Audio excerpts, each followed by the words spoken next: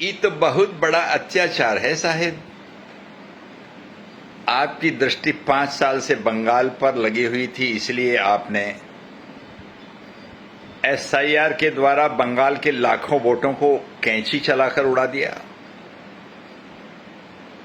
आपने हुमायूं कबीर को बाबरी मस्जिद बनाने के लिए खड़ा कर दिया और उसके साथ ओवैसी को भी मिला दिया। आपने वहां लाखों पैरामिलिट्री फोर्सेस के जवान लगा दिए। ऐसी भी क्या भूख थी एक और राज्य जीतने की? देश में इतनी बड़े क्षेत्र में तो आपकी सरकारें हैं, राजस्थान, हरियाणा, गुजरात, उत्तर प्रदेश, बिहार, उड़ीसा, महाराष्ट्र, कितना चाहिए? अब ममता बनर्जी तो अंतर्राष्ट्रीय कोर्ट में जाएंगी साहब। नरेंद्र मोदी की सरकार को खतरा हो। अंतर्राष्ट्रीय कोर्ट होती है, क्या करती है? बांग्लादेश में क्या किया तो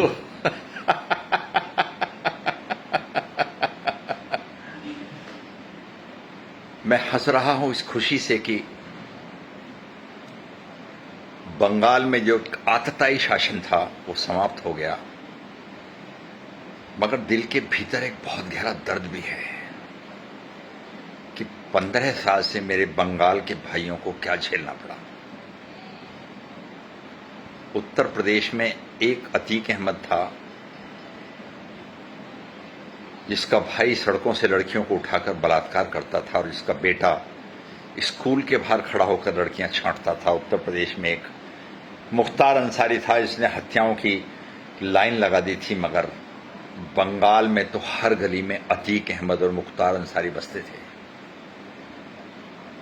बंगाल के गांव के मुसलमान प्रधान गांव के लोगों को आदेश दे देते थे कि तेरे घर में जो नई बहू आई है ना, उसे मेरे यहां भेज देना।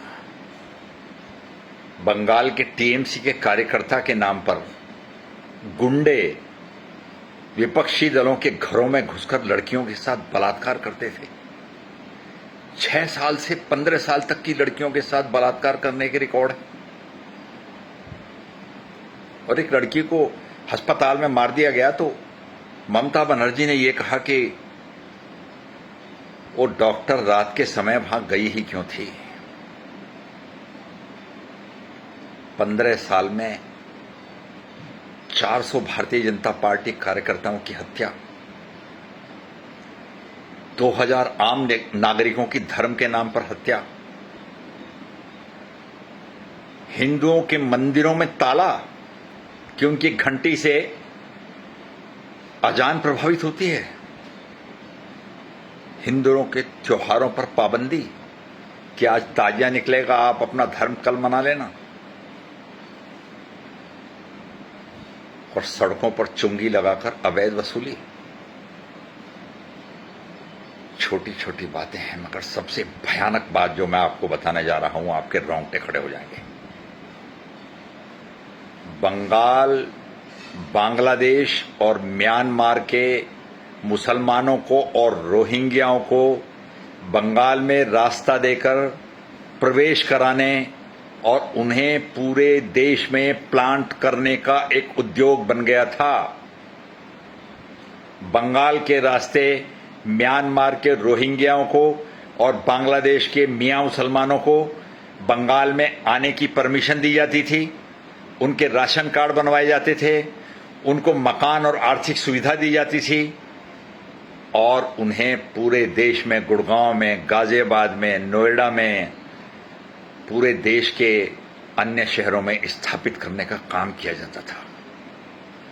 बंगाल भारत में कश्मीर से भी भयानक देशद्रोह का एक अड्डा बन गया था जहां विदेशी, आपने इससे पहले कभी सुना कि अमेरिका के राष्ट्रपति ट्रंप ने किसी राज्य को जीतने पर, उड़ीसा के जीतने पर राष्ट्रपति ट्रंप ने नरेंद्र मोदी को बधाई दी थी क्या?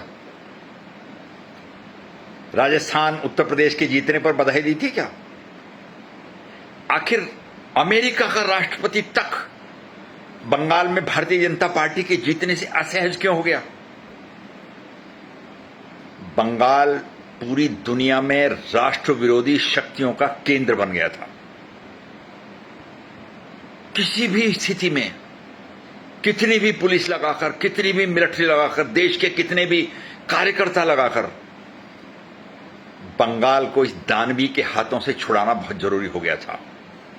और एक बात समझ लीजिए, अभी कुछ नहीं हुआ है, अभी कुछ नहीं हुआ है।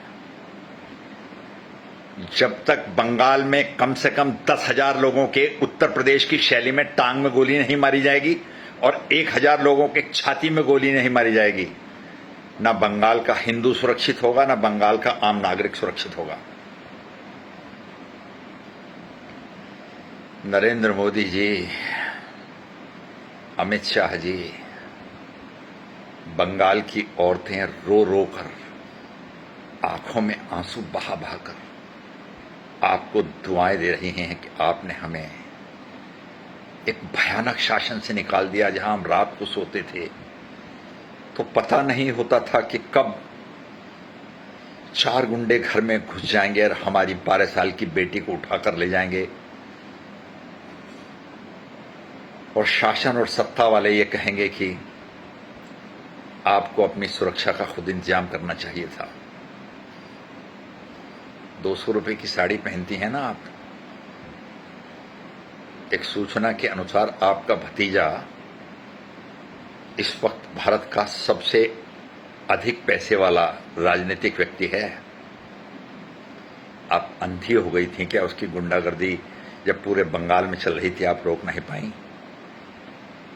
ममता बनर्जी और अभिषेक बनर्जी दोनों को जेल में डालकर बंगाल के गुंडों को सड़क पर इतनी गोलियां मारी जाएं कि वहां की सड़क लाल हो जाए,